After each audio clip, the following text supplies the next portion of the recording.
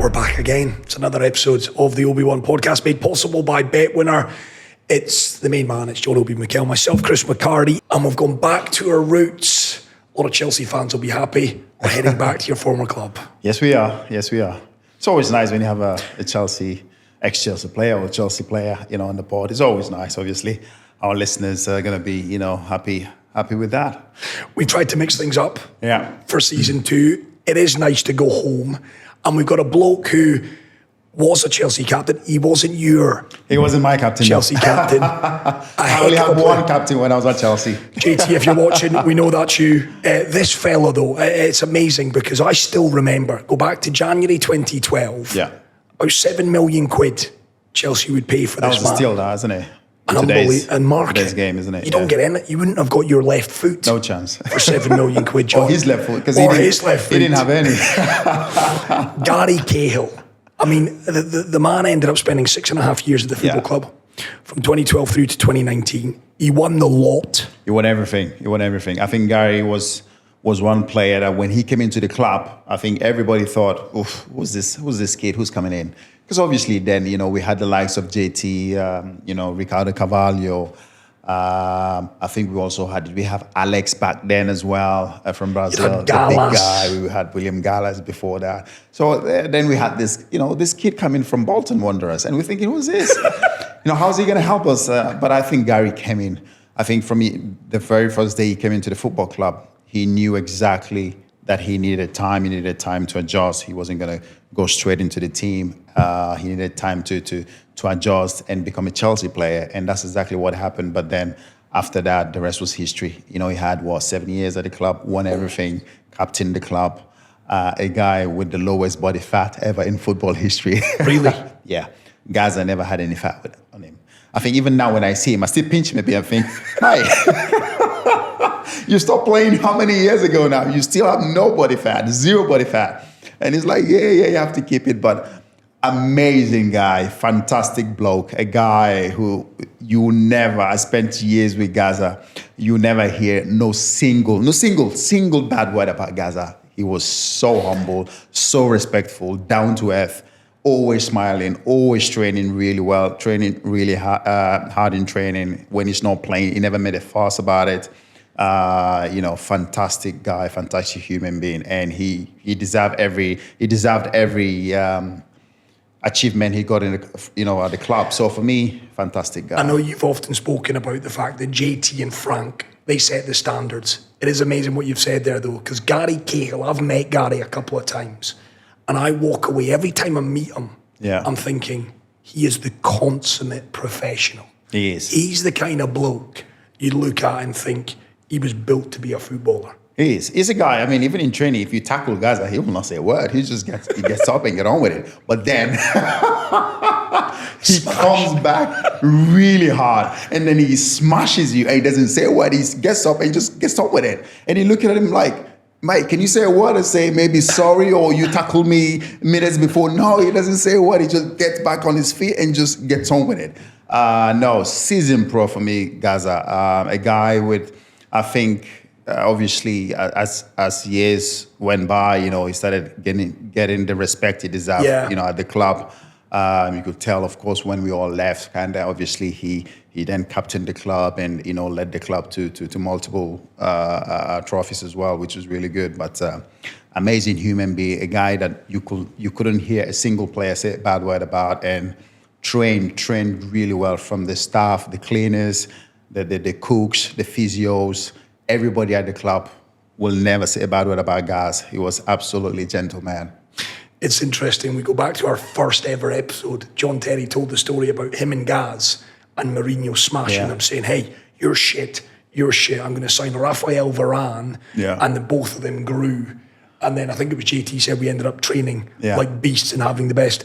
Gary was a bit like JT, wasn't he, the mentality? Yeah, I think if you put it in a simple word, that he had a good teacher in JT right next to him when he joined the club. I think JT helped him really well. JT took him under his wings. They're both English. He took him under his wings and be like, okay, come here. I'm going to help you settle into this club. I'm going to help you when I leave this football club. When I retire, I want you to take over here And that's exactly what happened. And JT absolutely made sure he mentored Gary Cahill. He showed him how to be a proper centre back, and he looked up to JT really, really well. They're both really good friends. It's funny that in training you see them both when they play with each other, they know exactly how to complement each other. You know what I mean? So, and that's what happened, during games. Gaza was quick. JT, obviously, we know it's not the quickest. Hope JT's not watching this. No, but it is true. But he's the most smartest guy in terms of reading the game and knowing where he needs to be during games. JT didn't need to be quick. He just knew where the ball is going to be, and that's all you need. Sometimes it's not that important to be as quick, but if you can read the game and anticipate where the ball is going to be, and that's what JT was 10 times ahead of everybody else in terms of, in that centre-back department. So for me, he learns from the best, really, and that's what helped him to grow and become the footballer he became. Did you have even more respect for Gary, John? You've spoken on this podcast about the fact that you knew your role. When you went into that football club, you knew you had to work hard. You knew you had to be humble. You knew you had to earn the respect of the seniors. From what you've said there, Gary was exactly the same. I'm not going to moan. I'm very fortunate to play for this football club. I'm going to turn up here. I'm going to do my very best day in, day out, and eventually I'll get my opportunity, I'll earn the respect, and I will go on to become a Chelsea great. And that's what happened with you as well. So I wonder, is there even more respect? Of course. Because of that? Yeah, of course. That's exactly what happens back then. I don't know about now. Back then, when you come into the football club, it's funny to see though, because sometimes when I became one of the guys at the club, all the players, spent years there at the club. You could see when a new player comes in, how sometimes when there's something to be done, the way we treated him, and it's a bit funny, but you have to go through it. You have to go through it, and for us to be able to accept you as one of us. Gaza went through similar thing. You know what I mean? I remember a few times in training, when he went and he tackled Didier Drogba, and Didier looked at him like, you. Stop that. And then you could see in his face, he was a little bit shy, and he's like, oh, JT, can you save me here? Can you come rescue me? There was few things like that. But what do I do here? Yeah, because Didier, sometimes, you never know, Didier's an amazing guy, but sometimes he tries to play with your head. He has to get into your head. And that's to fuck up your head. He's like, oh, you don't tackle me in training. But that's where when you spend years at the club and you understand everybody, you know exactly what Didier was trying to do. But it's all fun and games. But I think Gaza grew quickly into what the whole politics was, what the mafia was at the club. And he understood the game. And he never complained. He never wanted to be part of the mafia. He just got on with his job. And as long as, he plays and he trains well, he was happy. Were you part of the mafia? Towards the later stage of my time there, yes, but no, probably first 5 years I wasn't, because those guys were, they decide what they had to do, and they talk among themselves, and they just they just do it. They just do it. If they want a manager out, they find a way to do it. But I was never part of the clique that got manager sacked. But of course, I knew it happened. But I was never part of the meeting. But you eventually became a made man. Eventually, yeah. Of course you did. Right, yeah. Gary Cahill then. John they all had to sign up for it. You had to. It, yeah. Eventually there was a ceremony. John became a made man. He gave a blood oath, and the rest is history. We caught up with Gary in London. Fantastic. What I would say at this juncture, if Maurizio Sarri, if you're watching this, you might want to switch off now. Our interview with Gary Cahill. BetWinner is your reliable partner in the world of sports betting. The Obi One Podcast made possible by BetWinner. We've found ourselves in a Thai massage parlour. Certainly looks that way. I can tell you that we're not here. We are down here at Soccer Aid, John. Yep. And we've got one of your ex-buddies. We've got one of my ex-buddies. Still a buddy, to be fair. Yeah, he still is. I mean, a guy that has the less body fat in the whole of the Premier League. Yeah, less body fat. Still, I'm not sure about still. I'm not sure about Is that still. right, guys? Used to be, yeah. Yeah, he's always looking ripped. Yeah. Was that right? What was your body fat in the peak days? 4%? What What was it? What was yours, John? He's not far behind. Look at him. Like, he can't say anything. He's not far behind. No, I wasn't far He's in behind, good but shape. I was in good shape, but But Gaz, oh my God, when you look at Gaz, like very lean, good body fat, and no, he was really Long and fit, lanky. I don't want to show you what I've got under here, What are you guys. packing under there, mate? Let's have a look. A dad body is what I'm packing, guys. Listen, you do look great. You could still be playing, Gary. What are you, 38? 38. Yeah, 38. You miss it? I do miss it. Yeah. I do. Do you know what? When I'm watching it on TV or games on TV, I'm absolutely fine. When I go to the stadium and watch a live game, that's when I miss it. The build up, the kind of atmosphere, everything about that. It's like, I don't know if you're the same, John Boy. not the same for me as well. When you watch it on TV, sometimes you're like, oof. And now that I've started to go back, to games, watching the games, especially Champions League final, it reminds me of, in The Munich, big occasions and you're in the stadiums, and that's when when you go. That's when That was quite a good job. I wouldn't know that. I'm listening to you Quite two enjoyed boys that. thinking I never ever got anywhere close to there. 2012, we'll get to the final. And of course, Gary, your crowning moment as a Chelsea player. I want to go back to the day that you joined, because John and I were talking about Chelsea was unforgiving. New players came in. You had to make your mark early in order for the players to really take you on and believe that you were Chelsea Football Club material. You joined in the January. Your memories of joining the football club? My memories was, it's quite daunting going into a dressing room with, a lot of superstars, like international players. Yeah. A lot of idiots. No, a lot of I grew up watching the Premier League, obviously, and there's players that have, international players that have won many accolades. Yeah. And you're going into that dressing room, and it is a little bit daunting. I think the first memories that I had the first thing that I wanted to achieve when I got there was to, like what you just touched upon, almost get the green light from the players in training sessions. So it weren't like I go in the club and thinking, I need to impress the manager, I need to impress the fans, I was like, I need to get the respect from the lads. I need the lads, these lads, who obviously are top players, to go, this guy can play, or he's got something about him. And that was my first focus of going in there. But you go in with the likes of John, Lamps, Cech, Didier, JT. Like, the list was ridiculous. But I also remember going in there excited. I remember going in there really excited, thinking, you know what, I want to learn from these guys. Like, you'd be a fool not to. You go in and think, these guys are operating at the top of their profession. Like, I went in, I always say this, even when I speak about it, I went in as a sponge. Like, I just want to soak up what people did. Like, how are you at this level? What are you doing? And that was my mindset going in. Do you remember him coming in, John? No, I remember you coming in. You came from, was it Bolton, wasn't it? Yeah. And we're thinking, I'm not sure. We're not sure here. Bolton? No.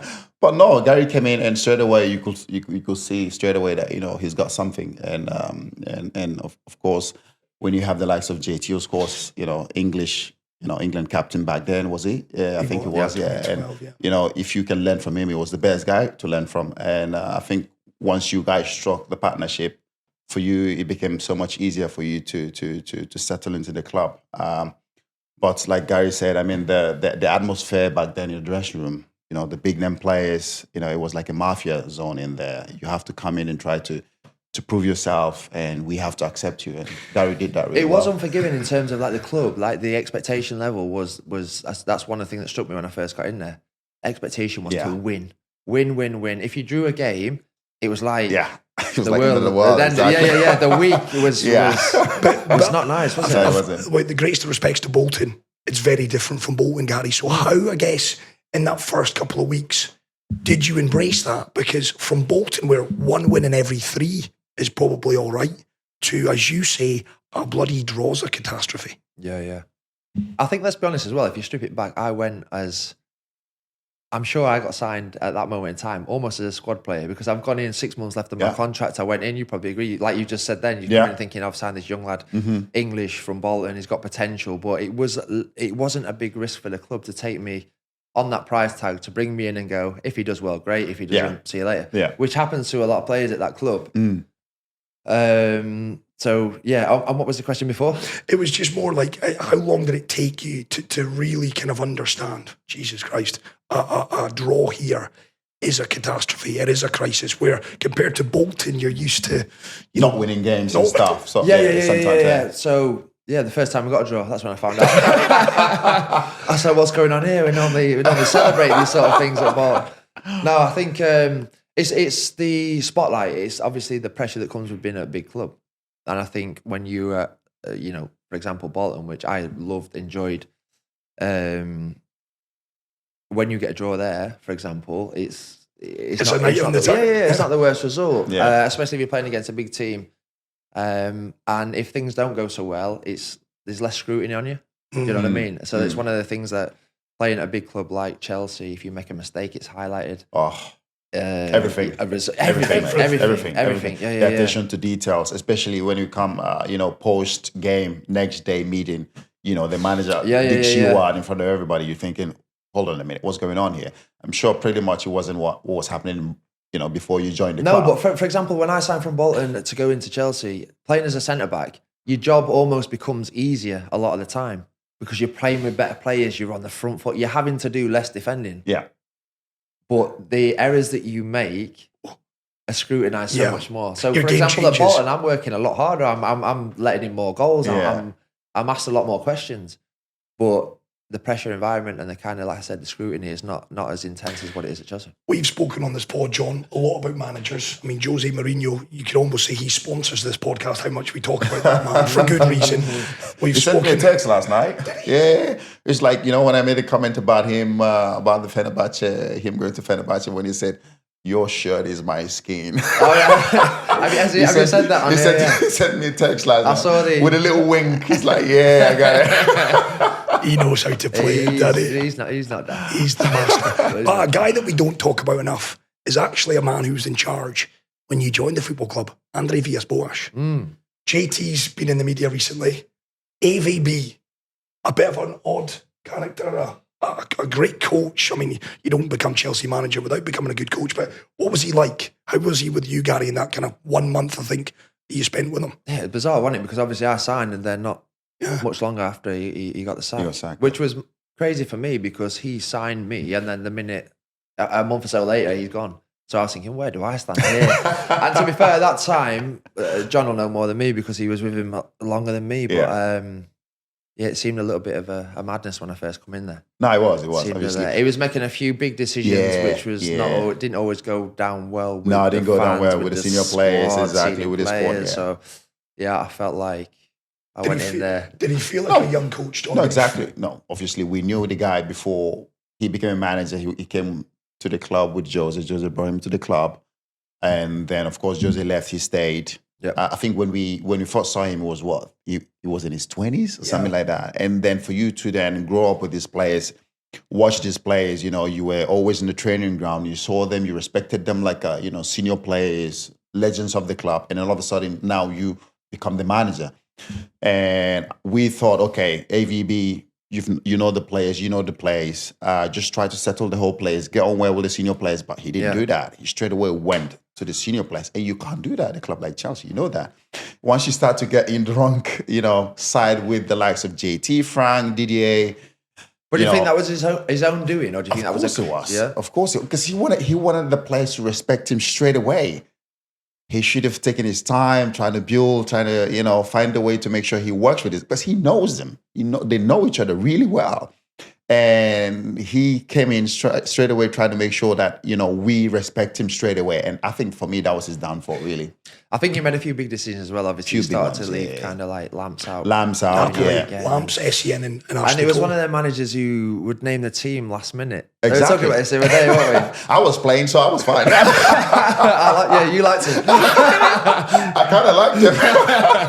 But it was like, I prefer to know the team like the day before. I like to prepare. I like to know what I'm doing and if I'm playing or whatever. And he was one of them like kind of last minute ones. Another one who does that team was, meeting, and he'd almost have the board down and obviously the sheet over it. The team would be underneath it.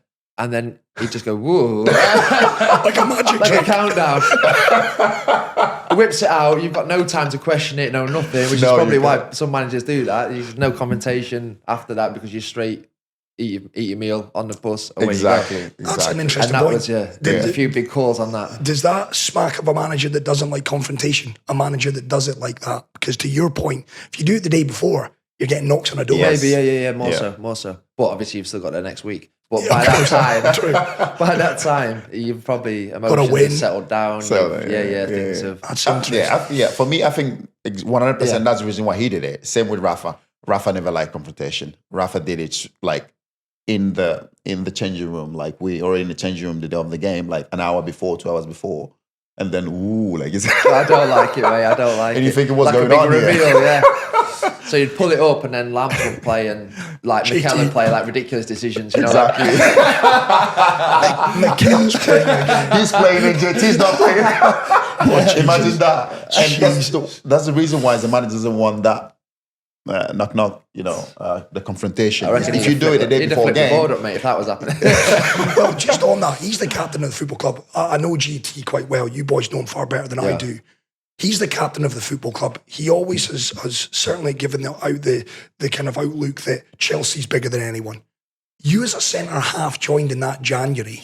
He's going to welcome you as the captain of the football club. Yeah. But he's also mindful that, hold on a second, you may be my partner, but you're after my position as well. So how was JT with you when you walked into that football club? He was wicked. He really was. Yeah, really was. And I was in the England squads.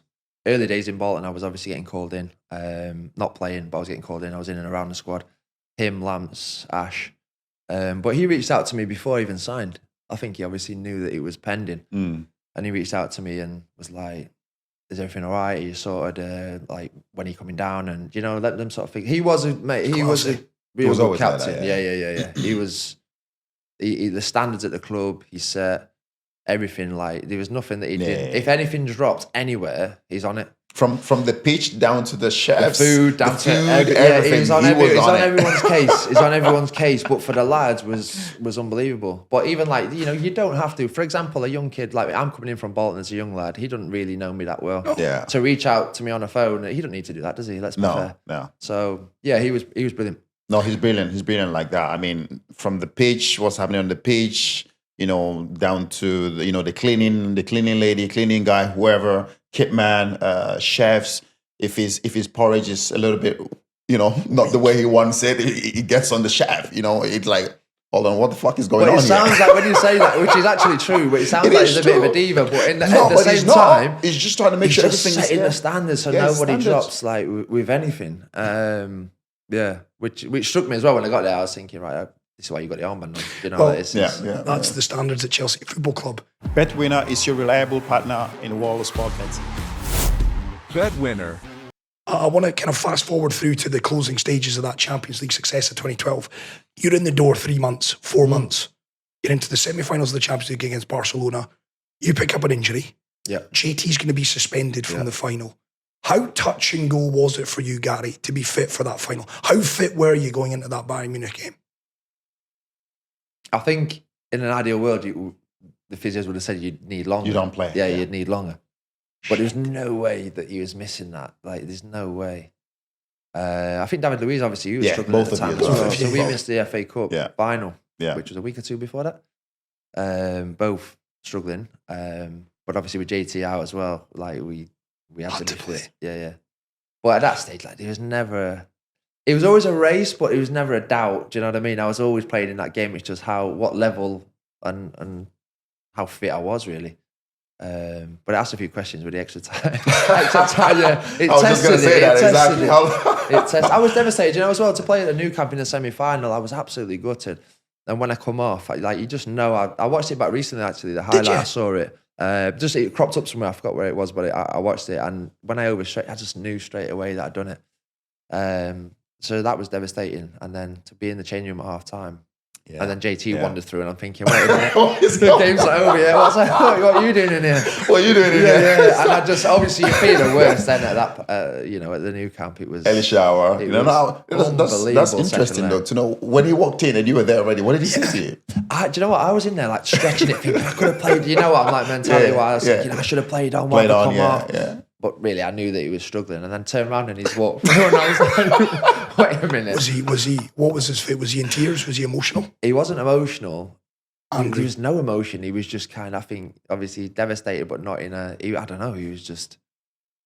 I was shocked. No, knowing I think he was JT, shocked. yeah, exactly. Knowing him, you probably think, obviously we were still out playing, but I mean, it would have been nice to know what his emotion was. Of course, we know JT is going to be throwing, smashing everything. You think like, that, but he came in, like there was no emotion. He wasn't angry. He wasn't upset. Shocked. Yeah, a bit. I don't know. Do you know when you're just probably that devastated? You just kind of, what have I just done, or what's just happened now? It's like shock. So as the game's going on, because we had Roberto Di Matteo, didn't we, on the pod, and he said it got to about 60 minutes. He started looking, going, right, we're actually quite comfortable here, 65, 70.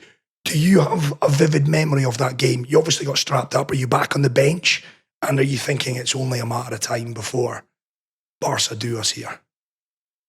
I felt that way because obviously naturally you would do, playing at a new camp with the players that they had. Let's be honest, like you down to 10 men. Yeah, you feared the worst. In answer to your question, no, I think I had a shower and do you know what? One of the worst things I think is when you can't impact a game. So when you're not out there playing and you can't impact a game, it's the most nervous that I am. Like I'm less nervous when I'm on the pitch. I'm more nervous when I'm watching it and you can't impact it. Yeah. So being a manager, I don't even know what it'd be like to be a manager. It's too much stress for me. But so I had a shower and I was just kind of, At the second half, I was in a tunnel and I remember coming out when obviously we was, like you just said, 60, 70 minutes and I thought, wait, we've got a chance here. Yeah. And that's when obviously I started to watch it more intensely. But before I just couldn't watch it. I was too nervous. No, we thought obviously staying in the game. We knew if the longer we stayed in the game, of course, but it's Barcelona. They have the greatest player that's ever played the game, Lionel Messi, on the pitch. And down to 10 men for us, it was just a matter of time. When are they going to score? When are they going to, It was like crossbar. Exactly, crossbar and everything. Penalty. It was like everything was dinging. It was all going off. I just remember me and Frank, we were just speaking to each other because it was both of us in the middle. It was like, John boy, just stick with me. Just stick with me. Let's stay as compact as much as we can because if they have to go through, they have to go through the middle. So for us, we have to make sure we close the middle as much as possible. And I think it was me, Frank, and Rami. Rami can run all day. So for us, we just have to do the day's work. And it was just lucky. We stayed in the game as long as we can. And you could feel they started getting frustrated. The fans were whistling, trying to get them going. And then, of course, we were so lucky with, the clearance from Ash and then Fernando did it's funny you say that experienced players, like that's game management just right there. Do you know, like that is not a message that's coming off from the manager. That is on the pitch. On the pitch. Managing the situation, going, we're struggling here, compact, let's go out, let them go out wide. That's game management at its best. Do you know when Ramirez has finished as well? Like, what a goal that was. To me, that was phenomenal. What a goal. I mean, obviously everyone speaks about the Torres. The goal as well, but the pass from Frank. If you see where the ball is, and he just, one glance, he saw where Rami was and just spread the ball through, and again, the finish. The finish was brilliant. From a player not renowned for many goals, Ramirez, to be fair to him. He's got a few. Did he? He's got a few. He's got a lot when he was at the club. Probably it was one Torres, actually. That Brazilian flair, wasn't it? Just dug in there. You're right. It is a great finish. And then I remember Ivanovic was a man mountain. He got moved in. Was it Basingwa who got moved in, or Ivanovic centre back? Basingwa, wasn't it? It was Basingwa. Yeah. Played centre half for an hour. Played centre half for an hour. Yeah, he played so well. We were like, he's doing so well. We didn't need Gary from the start. Thank God he's gone off. Fast forward to the final. Obviously, JT suspended. We all know, full kit. He can finish that sentence. Did he pull you aside before the final? Did JT do anything different with you and David to say, boys, tonight, he's obviously the captain, you're playing in his position. Did he do anything different? No. I don't think he did. I think it's well spoken about the night before. I think that was a special moment, wasn't it? When you know the videos from the family. I think that was a great touch. Fantastic. Fantastic. Just when you're thinking that you're going to go through all the kind of... Well, we did obviously go through the strategy and how we was going to play. But it was, it's a nice moment. It was a nice moment. Yeah. And there was really no tactics. That was the tactics. That was the pre-match tactics. Just play with the heart, play with emotion. And no, that was brilliant. Message, video from the, family, friends, I mean, you could feel the tears running down the players. I know it was dark, but you could feel the emotions in that room that night was magical. And everybody walked out that team meeting. We're like, you know what, fuck it. We're going for it. This is it.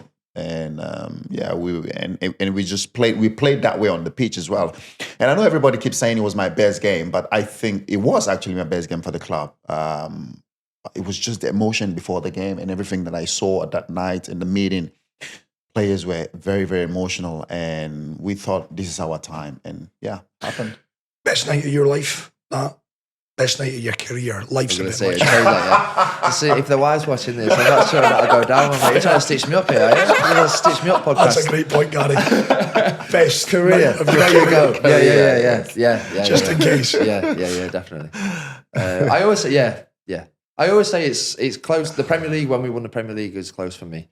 Because being English, watching the Premier League, since I've been this big, to even play in it was a dream come true. So it's never mind, obviously, get to a club where you're competing and then go on and win the Premier League. That was really close for me. But Champions League was the best moment. I'm always interested. Obviously, John has been through bloody 12 managers, so he knows them all. For you, Jose comes back the second time around. Yeah. What was the buzz for you? Because obviously, John and JT and Frank, they're looking to see, is there any differences with Jose? Has he mellowed any? Has he matured? For you, that Jose that you're seeing is you seeing Jose for the first time? Yeah, nothing to compare it to. Just from what the lads said, and the lads raved about him before. So I was interested, obviously, when I got to the club and you're asking questions, you're kind of like, how was Jose when he was here? And they loved him. Like, all the lads loved him. It was exciting when he came back for me because I've not had anything to compare it to. So I was just going off, when he came in. Did he call you before? Nah. He arrived? Nah. No? He definitely did he? No. I think he called JT and Lance probably. He did? I don't think he's... Yeah, Called he called you? Yeah, All right, mate. Yeah, of course. Spoke to me before he came back. It's like, he said, the African gang is coming back. I was like, yeah, boss, I know you're coming back. But, you definitely, I think you got the good Jose, let's put it that way. You got the mellow Jose, the older Jose. Back in the day when we first had him, oh my God, he was... So you're saying that he was a lot different or a little lot bit different, yeah? a lot different. I think he came back to the club. It's like, you know what, I'm going to tone it down a bit. And Interesting. And he did. So you guys got like the more mature Jose and the more, I wouldn't say, but still a little bit fiery, of course, but not like it was back then. So which one was the best Jose? I think for me, the first Jose was, because he had to keep everybody on their toe. If you're not, the halftime talk was totally different. Back then things were flying everywhere. The board, everything, and we had the likes of Makelele, Balak, and he was going off on the big players, the senior players. Now Jose can do that, but not AVB. When you come in, So for me, I think that was the difference between both. He told the story, JT, about the time that you were in training. Yeah, I remember that. Yeah. And I think you actually maybe commented on social media. The fact that you and JT maybe not quite at it in the opening 15 minutes, and he smashed you. You two, captain, vice captain, you'll be off. Bring in Rafael Varane and another one. Do you remember it vividly? Yeah, I do remember it. Yeah. And were you thinking? I was taken aback. Yeah, I was shocked by it. But then it's just, to be fair, it pissed me off massively, and that's. But then, you know what? That was him though, wasn't it? Like the mind games. Like he was. Yeah. He was clever with stuff like that. Yeah. He knew he'd get a reaction, especially off the yeah. character like me and John. He knew that he would get a reaction, and he did. And he did. Well, I was fuming. I had one time when I was, I don't know if you know this, John, but when we were playing Tottenham in the League Cup, and I think a few weeks before that we played them away from home. I think Harry Kane scored 2 or 3 goals. Like we got beat. Yeah, which is rare against Tottenham. Exactly. I don't know, 5, whatever. And he pulled me in, and he was saying, "Are you all right? Are you all right for the final?" And I was thinking, what? He's like, but Harry Kane scored 2 or 3 goals or whatever it was. I can't remember now, but like, has that affected you? Do you know, like almost like question, like I was staying up every night, worrying about, thinking about that, thinking, I've got the final coming, it's going to tear me apart, but that was just one moment of what I was touching on then, like the kind of mind games that he played was like, and also I'd imagine he wouldn't do that to some other players. So when he was asking me that question, I could just feel like the spoiler coming up on my back, thinking, "Are you questioning? Like, you think I'm worried about?" And I was like, "Please play me, like play me in the game." Like, Did you feel yourself going, "Fuck"? Yeah, and I come out thinking, I can't believe he's like questioning my character there, like, and he's thinking I'm shitting myself against that. I was fuming. Yeah. Look back now, like Genius. Yeah. I could just imagine him as I went out, going lovely. Got him right where I wanted. I got him exactly where I wanted. Yeah. And he started. We won 2-0. It's a mind games. He didn't score. Mind games. It's the mind games. Yeah, the mind games. He knows how but to I still game. come off even after the game thinking, I knew I'd do it. He's probably just thinking, the genius of the man. exactly what I wanted from you. The genius of the man. Now, another manager that had a big kind of role to play in your Chelsea career. It's a manager, John, that you've said you didn't see eye to eye with. Antonio Conte. Oh, yeah. No, I didn't. You and Conte are not sharing Christmas cards, are you? No, definitely not. But no, I left the club as soon as he came. I think it was during pre-season. I told the club, Marina Minala, I said, I think that's it for me. Obviously, I went to the Olympics where he said I wasn't going to go. Me and Victor Moses, it was like, because we were invited by the national team.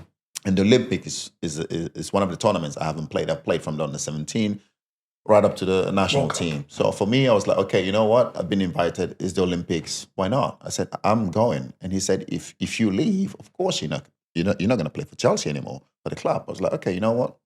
Whatever, fuck it. I'm going to go represent my country. So I left. I went to the Olympics, came back, never spoke to me. Remember, I was training alone.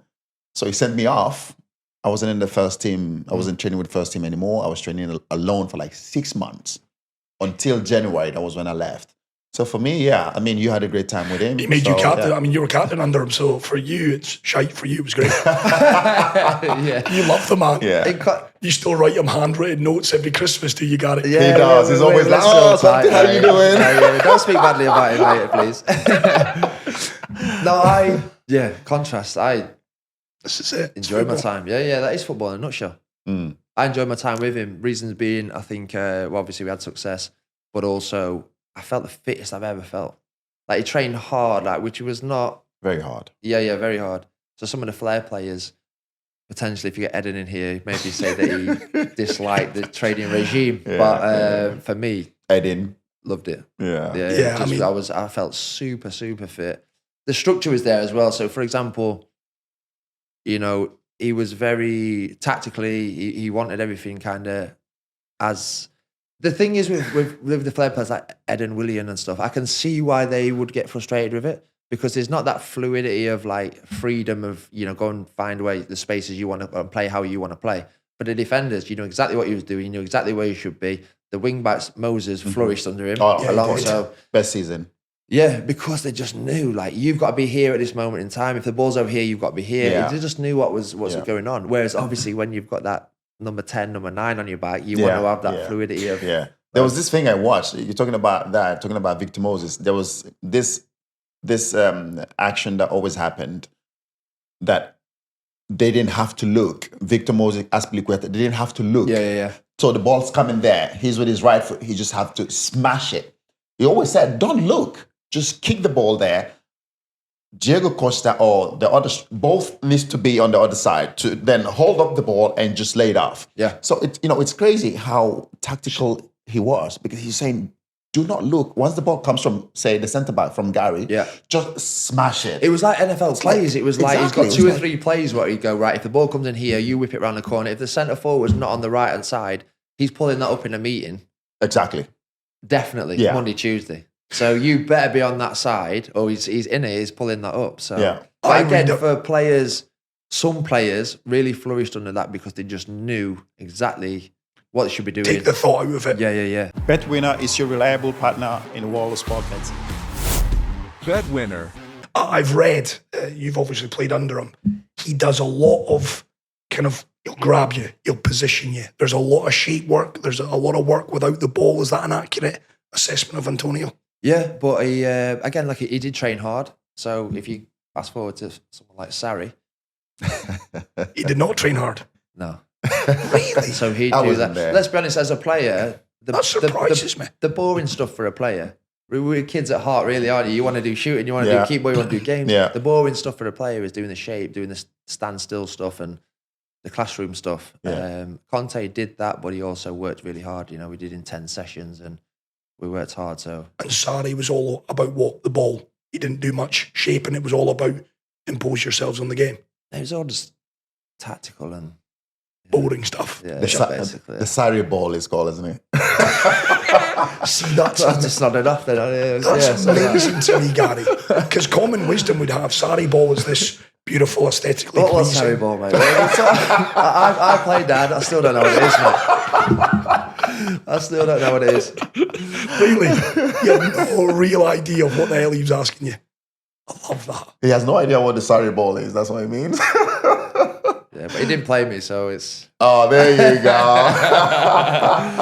And you did win a Europa He League. was very standstill and, he was a very superstitious manager. I think he did a lot of stuff that was very superstitious and... Like what? Give us an example. Very different. Like, we would practice, I think they used to do the centre. They used to set it back to one of the centre backs, used to put a foot on it, and then he used to just smash a diag. Really? That was like the restart of a game, for example. Oh, yeah. But you'd work that every Friday. But you're talking No like way. full-on international players. Do you know, like, I think that only needs one session, doesn't it? Like, it's like if it's me and you, and you're putting your foot on the ball, and I've just got to smash a diag, that's all we need, just one session. So that was the thing of a Super City. Like every Friday or every You have to do day that. before a game, he'd practice it. When it takes like 10 takes. Just like a couple of takes, but it was just blew my mind. I was thinking, it's all right the first What's few going weeks, on isn't it? here? When it's new, when it's fresh. What's going on? A few months in, it's a bit like, what's happening here?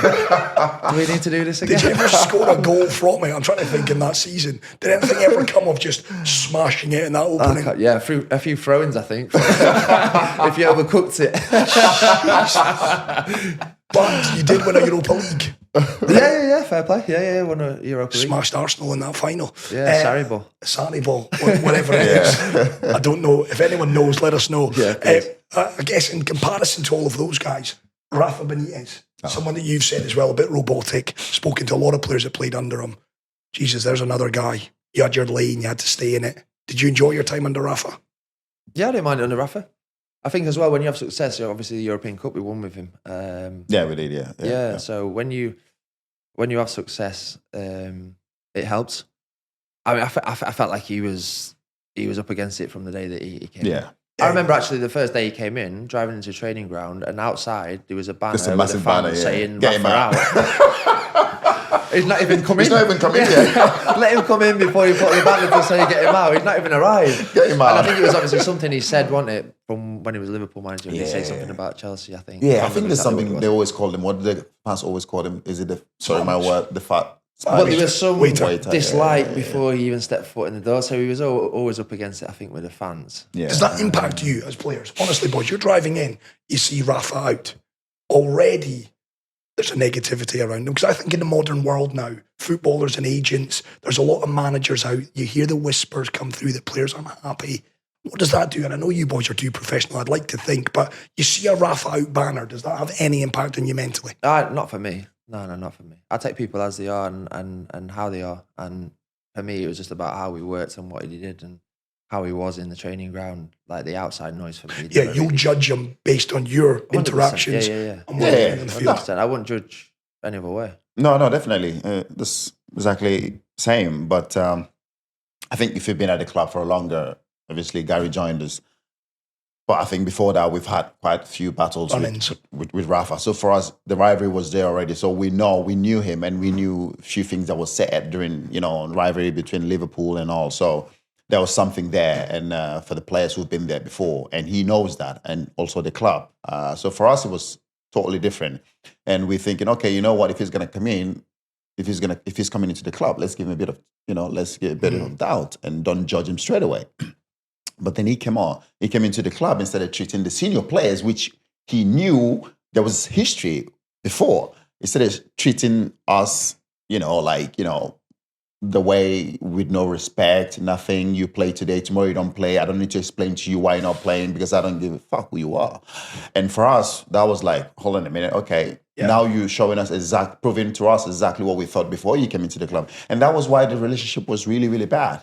Really, really bad between the senior players. I'm conscious of time, Gary. I know you're a busy senior boy. Players, aren't they? These senior players. I hear it all the time. I'm scared of the mafia at Chelsea speaking to these guys. Final kind of couple from us. I know you've got to run.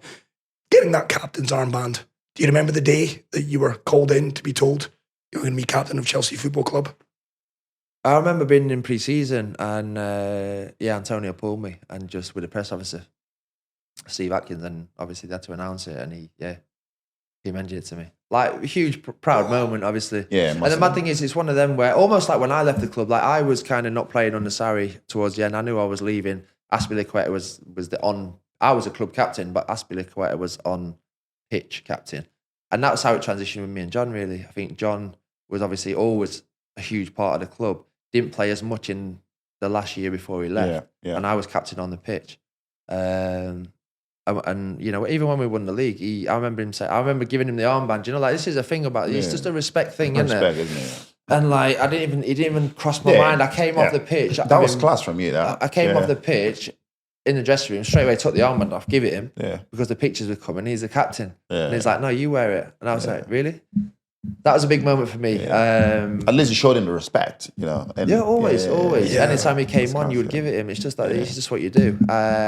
So the transition was that for me. But yeah, a huge proud moment. And then one of the best moments for me as well was obviously winning the FA Cup, because once you're captain of the club is a big moment. If you rewind to the start of this podcast when we're talking about me coming in as a squad player for Bolton, to get to that stage, you know, that's why I look back now in my career and go, you done all right. Yeah, you did. To impact a club like that and to be given the responsibility is a big thing. Oh, yeah, that was massive. I mean, when I saw that, I like you just said, I remember when you joined the club. So to be named the club captain, it's huge. I thought you've done really, really well here. I mean, there was no doubt about it. You know, because you started playing, you became a integral player. You know, senior player in the club. So, and I thought you deserved it, really. Well done, you, Gary. He's been paid to say that. You've obviously put a fiver in his pocket. Last one, because I know you boys are going to run. Give me a story about this man that we've not heard on the podcast. Don't hold back, A Gary. story? He's got stories I've got on you. What have I got on you? You're quite There's quiet. nothing really. That was all right. Nothing That was about all you, right. John. Come on. It's all a right. podcast. Give me a story, guys. Have you ever had to bollock him? Oh, we used to have to be fair, like he's in that position that what I really respect. The holding midfielder is key. Is key. Like for me, and he was up there with one of the best that I played with. Thanks, mate. One of the best, John. Don't get carried away. Not the best, one of the best. The regular arguments that we used to do in the game, who was tracking who was picking up who. Exactly. So he would turn around to me. So as soon as his man leaves him, he thinks I'm picking him up. And if I ever lost my man, I'd say, John, where was you? I said, I'm sure, guys. So that was, wasn't it? That was constantly arguments. Like, me and Gaz never. That was the fight. Happened on the pitch. Yeah, definitely happened on the pitch. John was a bit like me, I would say. Like in terms of personalities, it's like on the pitch, I'm shouting, I'm loud, I'm whatever. Off the pitch, I'm just laid back, I'm chill. I love no it. stress. Yeah, he's very much like that. Yeah, very much same, man. You're two peas in a pod. It's the winning mentality that it's the winning mentality we had, and we say this time and time, but looking at the current team, we don't see that anymore. There's no screaming, there's no demanding from where from JT had to pull people around the neck and say, wake the fuck. How that has to develop, doesn't it? With experience, I think, and with playing games, and like at the minute, the squad at Chelsea now, young. They've not got the game experience. They've not got the big game experience just yet. That'll come in time. But like when I come into that dressing room, like we've just said, it was in abundance. Oh, it's a great dressing room. It was a great dressing room. I'd be throwing stuff at my television screens at how good you boys were. Listen, Gary, absolute pleasure to have you on the Obi One podcast. Made possible by Bet Winner. 2 peas in a pod. I know you boys are busy, so head off. Top stuff. Thanks, Gary. Cheers, guys. Cheers, thank you. Lovely. Bet Winner is your reliable partner in the world of sports betting. Gary Cahill on the Obi One podcast, made possible by Bet Winner there. I love that man. Yeah, fantastic guy. Top boy. Top man. And that's just gas. He's very lively. He's very open. He speaks well, and he's in pro, and that's what I like about him. He's a top guy. He knows what it is and means to be a professional footballer. Exactly, and what it means to also be to play for a big club like Chelsea. Obviously, coming from Bolton, he probably thought, okay, I'm going to be here for 1 season or maximum 2 seasons, and I'm probably going to get sold, or I'm probably not going to get a kick. But then he developed into this fantastic top centre back. Yeah. And listening to him there and how much he enjoyed being at the club and in the years he had at the club, it was just fantastic. It was so refreshing to hear him speak. Yeah, love Gary Cahill. You've talked a lot about this. He was a bit underrated. You said one or two, you were like, yeah, who the heck's this young lad from Bolton? In terms of the most underrated player, John, in all your years at Chelsea, who's a fella that maybe doesn't get the adulation, maybe even the respect that his performances on the pitch deserve, in your opinion? Oh, that's a tough one. Other than yourself. I say me? I was going to say that, John. You beat me to it. You. No, but... Ramirez comes to mind for but me. it's fine. Obviously, sometimes when you play in these positions, you don't get recognition. But at the end of the day, you do the job for the club, for the team. It's important. I'll probably say one person that never got, the credit that he deserved, never complained, was there for many, many years, was Paulo Ferreira for me. Paulo Ferreira, for me, was the guy. This guy was year in, year out. He was at the club. Fantastic player before, obviously, Ivanovic came to the club. Yeah. He was the guy. He was the right back that, that knows, bumping forward, from that right flank and also defending as well. He was a top guy, a guy who put in performances week in, week out. And you never, because we never get to see it. People never talk about it, obviously, because the likes of Didier and Frank and banging in all the goals. But, you never talk about all these guys. But for me, Paulo Ferreira was the guy. I like to think of myself as a bit of a stato, John. I'm about to stitch myself up here. Was Paulo Ferreira not Chelsea's first signing under José Mourinho? I think he was. Oh, and if I've got that wrong, I'm so sorry. Yeah. But I think he was. Probably him and Ricardo Carvalho, isn't it? Because he brought them and with... it's telling. The fact that Jose went back to Porto... To bring him, tells you all you need to know. Tells you all you need to know. I mean, the guy was a seasoned pro. Fantastic guy. A guy who everybody absolutely loves inside the dressing room. Absolutely Never loves. complains. Oh, my God. Paulo Ferreira... You can cuddle him all day. He never says a word. He is absolutely fantastic guy. We all loved him. I mean, I think I use this word a lot, but Paulo Ferreira is that guy. I mean, I'm a bit worried that you were cuddling him all day, John. We can, sometimes when you're having a bad day or you're not in the team, Paulo Ferreira is just sitting there, you just go and cuddle him, and he's like, you know what he says? He's like, I know. Because he knows you're not happy because you're not starting. He's like, I know. Don't worry about it. Don't worry about it. Intelligent as well, John. Intelligent guy, very intelligent guy. It's a guy also that, managers also sometimes they confine on him. They sometimes go to him and ask him questions about the dressing room, about what he thinks, things you can improve. And, he gives his insight, but then he never says a word. He sits always on his own.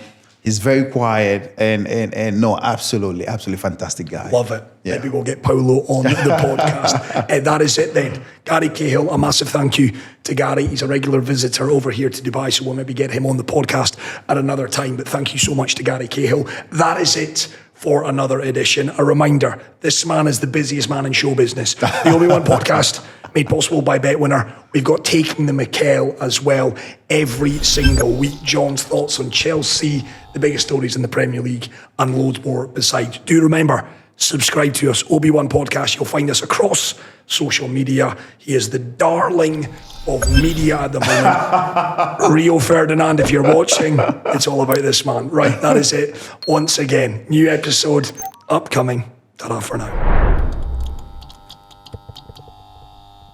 BetWinner is your reliable partner in the world of sport betting. BetWinner.